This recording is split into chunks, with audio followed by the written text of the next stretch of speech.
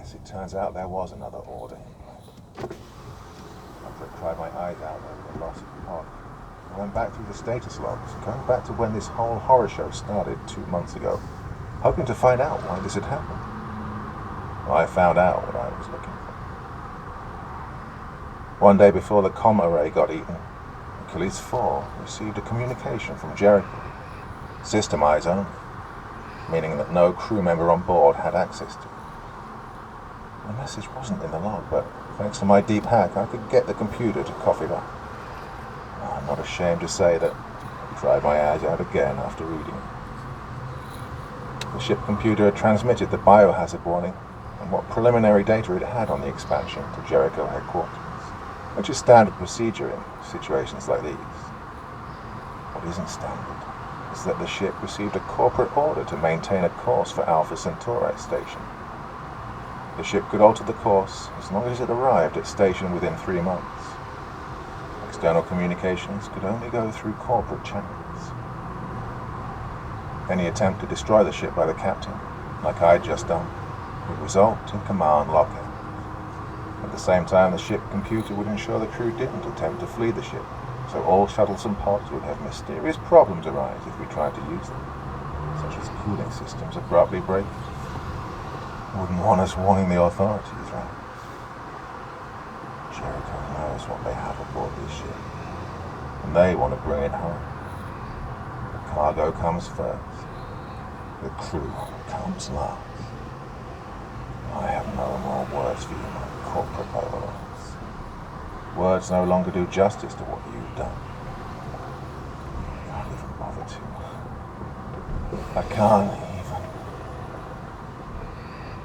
Log 11, October 24th, 2074. It's taken me a few days to get my shit together. I can't say that my shit is, in fact, together. I think I'm way past pulling myself into a state resembling any actual human being. But I got something. I got me a plan. It's a bad plan, it's a fatal plan. It's the only kind of plans I have left to you. I am dead. I already feel dead, like I'm a ghost wandering an empty ship, my corpse decomposing somewhere out of sight, or just floating in space, or just another part of that creeping mass consuming the ship. There's 2 days left in my trip, but there's no salvation at my destination. Jericho is waiting for this ship to dock, no doubt itching to study, to test, dissect the expansion. They can still probably save me, but they won't. I'm much too much of a liability now. I have all the incriminating evidence needed to bring them up on criminal charges.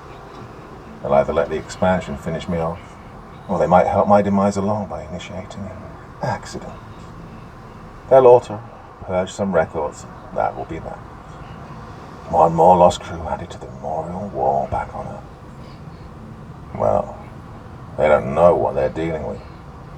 They only have early scanning data. They'll let this thing onto the station, and it will run wild. Alpha Centauri station has over 10,000 souls aboard, and cargo ships travel from the station to Earth every day. No matter how thoroughly Jericho has screwed me over, I can't let all those people die. I can't risk letting the expansion get to Earth. So, right, my fatal plan. Well, since I can't deliberately fly this ship into a star, I'll settle for doing it accidentally. I can do a deep hack again, only this time I'll permanently take out the ship computer.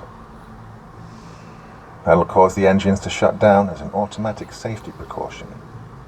Well, the trick is when to do the shutdown, but I figured that out as well. If I time it right, the ship will do a gravity slingshot past Centauri 4, a small gas giant, which will send me right to the star itself. Since I can't use the ship computer to help guide me this time, I have to use my own calculations. And this could go very badly. I don't want to sling the ship into a planet if I can help it, or out into deep space where the ship might eventually be recovered. But it's the best option from my list of fatal plans. If I succeed, and this log dies with me, Jericho will probably skate by without the authorities ever catching wind of the ship they were pulling. But hey, I'll go out saving lives. Definitely worse fates than that. One way or another, this is my last entry. I won't waste my time thinking of famous last words, but I will say this. My crew deserved better. I deserve better. Jericho deserves a lot more than what they're going to get.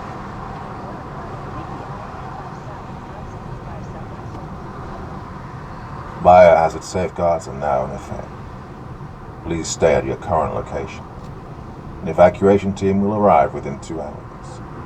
Remember, your safety and the company's safety are one and the same.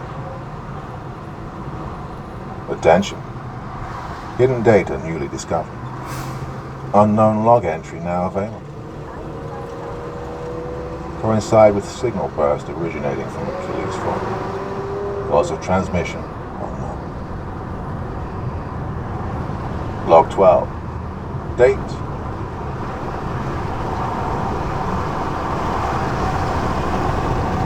If you're reading this entry, a few things will have transpired. For starters, I'm dead. I won't know how it happened, but I'll be dead nonetheless. I hope it was fairly painful. Next, the ship is still in one piece. You might think that means my plan was a failure, and that would be a fair assessment of things considering what data you have available. Except that wasn't my plan, not the real one. I did try to shut down the computer. 19 South, Georgia 9 South exit towards Spring Street, downtown. Redundant hard drive, and it's almost impossible to disable it through hacking. I did it so you wouldn't look too hard at my actual hacking effort. What I did was rig up a new transmitter. The only one I still had available was the one still attached to the wreckage of the rescue pod. I had to use my evac suit to travel through a number of deep... Take the US 19 South exit, then merge onto Georgia 9 South. I kept expecting the expansion to burst out of the walls and absorb me at any time. But that didn't happen. I rigged the pod's transmitter to run off the ship's power supply, as well as connect it to my personal. Continue on Georgia 9 South for half a mile. The computer doesn't even know it exists. I've downloaded the logs into my personal device, and I've hidden the device somewhere it won't be found too quickly. But not before I set it to record my bio readings from my implant. I added the condition that if my implant ever goes dark, the device will automatically transmit 2 signals. One will be to send the logs through the pod's short-range array. It'll only work for one good burst, but every communication array within 2,000 miles of the ship will pick up the data burst. The second signal will be to the Achilles 4 itself. It will activate the program I put in the life support system, the one that will pressurize every compartment on the ship. Well, I've crunched some numbers and realized that the ship's hull is in a very tenuous state from all the expansion's tunneling. Returning the air to most of the ship would be like throwing a lit match into a... In 1,000 feet, turn right onto 14th Street Northwest. All those compartments, causing hull breaches everywhere. Oh, it could even rip the ship apart. Now, I admit it's a... Take the next right onto 14th Street Northwest. If my personal device runs out of power first or gets smashed, what if the expansion eats me and duplicates my implant readings? What if the pod's transmitter proves too damaged to do the job? Yes, it's a desperate plan, but then I'm a desperate person. I realize that even if I could destroy the ship, it would... In a quarter mile, turn right onto 10th Street Northwest. I have to expose the company and expose the expansion. Nothing gets people's attention like a dying mariner's last log, coupled with the public destruction of a cargo vessel in range of every able sensor package. Truth be told, the one thing I'm really afraid of is that the company's retrieval team will bring the ship directly into one of the station's docking ports. If the ship comes apart inside a docking port, there'll be no way to stop it from infesting the station. But you guys wouldn't be that arrogant, right? I mean, there are protocols for this kind of thing. I mean, unless you're too busy trying to hide the ship to care about small matters like biohazard containment. I suppose no matter what happens, you corporate guys are going to be real cross with me. No death benefits for my mom, no bonus for my hard work. Which I think is a really crappy thing to do to a loyal employee like me. After all, I followed the corporate mantra. I delivered to you what you wanted. In the end, the cargo came first.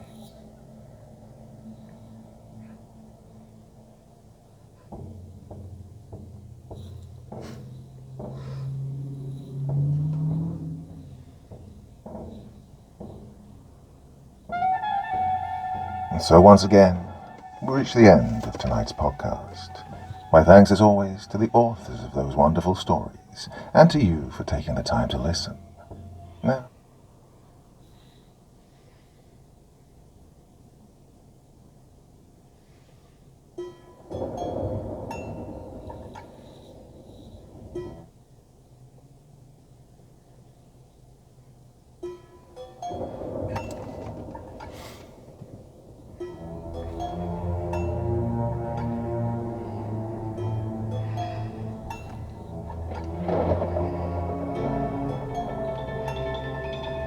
welcome to Dr. Creepin's dungeon. Just because you meet someone at church doesn't mean they're good. Plenty of demons go to church too, as we may see in tonight's 3 stories. Later on, we have The Abbey Near My Town by Throw 11113 Away. We round off tonight with Bloody Church by Thomas Miller, but we begin with Parish by Jacob Beach. Now, as ever before we begin, a word of caution. Tonight's stories may contain strong language as well as descriptions of violence and horrific imagery. That sounds like your kind of thing. Then let's begin. As soon as she stepped out of the door, she could smell the autumn air. The smell of dried leaves filled her nostrils. It was her favorite part of the year. The moon lit up the ground enough to see her feet as she walked along the dark ground.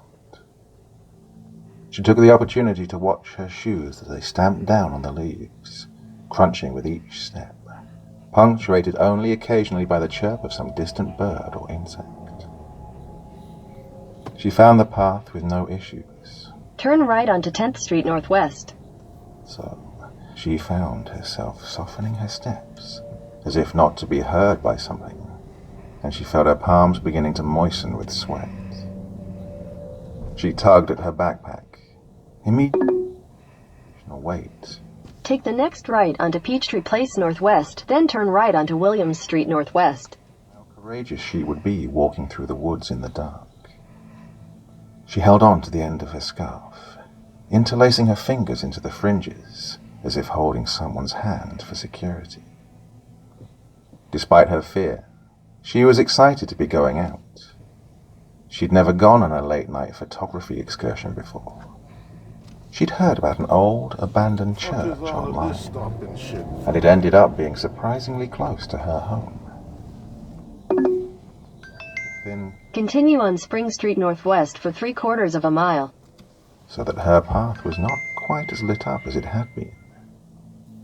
The wind also began to pick up, seemingly more and more as she progressed deeper into the woods. Her forehead wrinkled in confusion. She had never been this deep into the woods, though.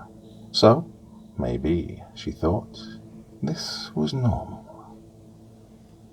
The girl began to get nervous that she'd taken a wrong turn, but she continued walking, each step more hesitant and fearful than the last.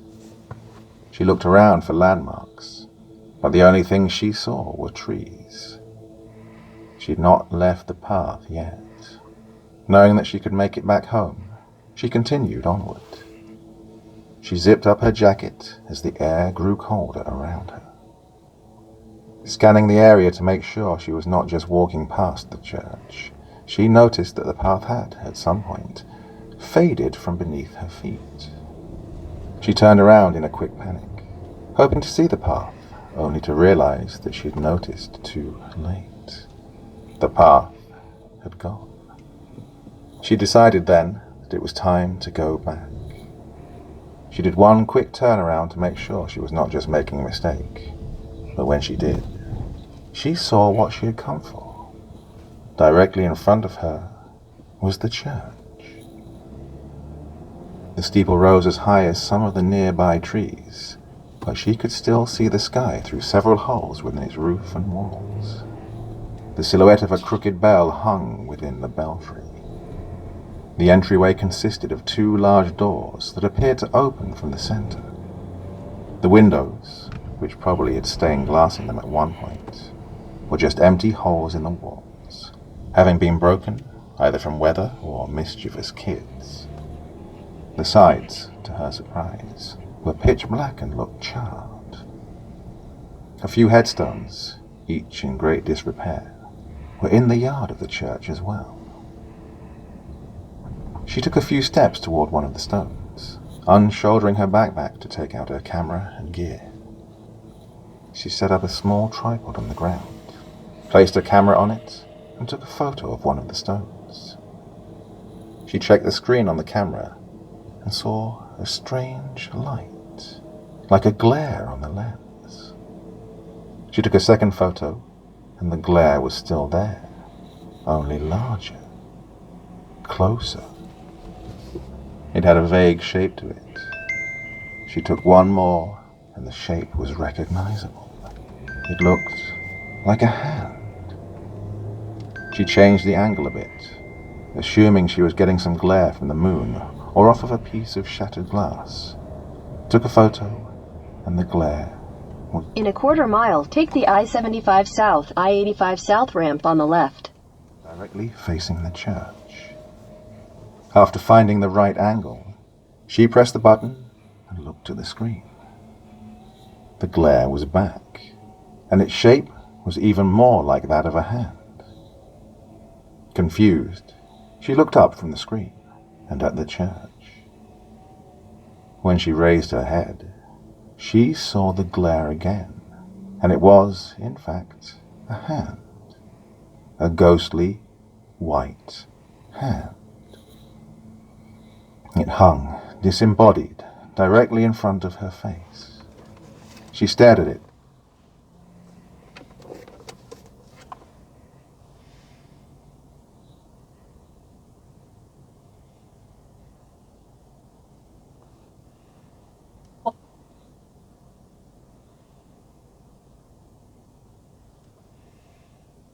Wall uniquely yours, such as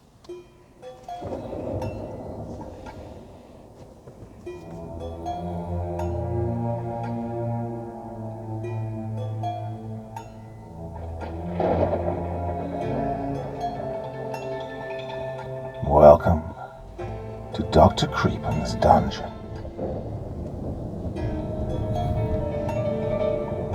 In 1,000 feet, take the I-75 South, I-85 South ramp on the left. One and only legendary Dracula. Take the I-75 South ramp on the left.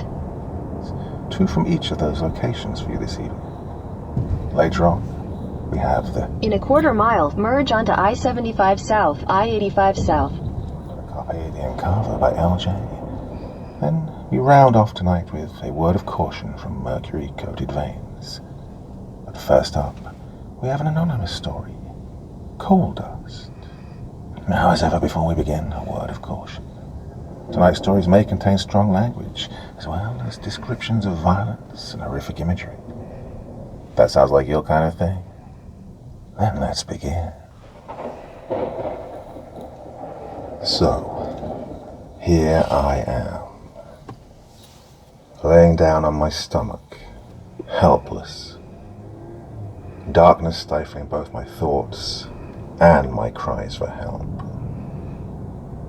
I was too deep underground now, all sound drowned out by the earth. With my last moments ahead of me, I began to reflect on how the hell I ended up in this position. Continue on I-75 South for 6 miles. Town in northern England. It was a minute, silent town that hardly manifested on any map I could get my hands on. The history of this place was as obscure as the town itself. The only background information I'd received about the location was regarding the construction of the power plant that was finalized in the early 80s. Before then, the town had heavily relied on coal from its coal mines in order to keep the residents warm during the hard, grueling winters. However, the most striking news that seemed to plague the town concerned the various reports of missing people and the supposed continued operation of the coal mines, despite their long-ago shutdown.